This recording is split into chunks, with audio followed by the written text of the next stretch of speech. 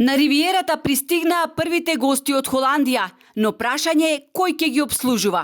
Хотелиерите имаат потреба од илјадници вработувања. Дури над 30 хотели од Охрид и Струга пријавили недостаток на персонал. Нема келнери, кувари, помошен технички персонал, нема нити кој да ги прими гостите, бидејќи нема рецепционери. Првиот човек на Агенцијата за поддршка и промоција на туризмот, Лјупчо Јаневски, спокоен. Очекувал повеќе од $500 милиарда промет во туристичката индустрија во македонската економија. А кадар не дека немало, туку имало снемано. Проблемот со човечките ресурси не е само кај нас, не е само во туристичката индустрија, туку во повеќе економски гранки.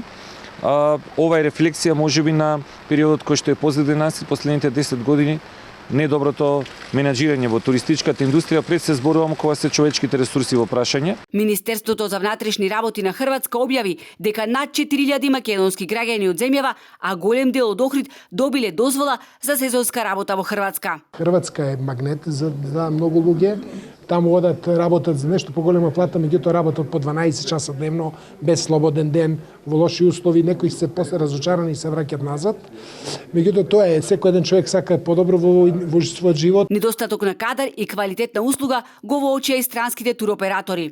Maybe one of the things we have to grow and is working together on the quality and to improve quality, also to compete with other destinations, and this is one of the discussions we will have these days also with our hotel partners. Известно е дека ова лето хотелско-гостителските објекти ќе се потпрат на деца од 16 годишна возраст и на студенти кои ќе покажат волја да работат сезонски. Вработените во гостителскиот сектор се соочуваат со ниски плати, неисплатени часови прекумерна работа, нивниот труд не се вреднуваше. Сето тоа не доведе до ваква безизлезна ситуација. Социјалните мрежи ги полнат огласи за вработување на келнери и шанкери за плата од 40.000 денари.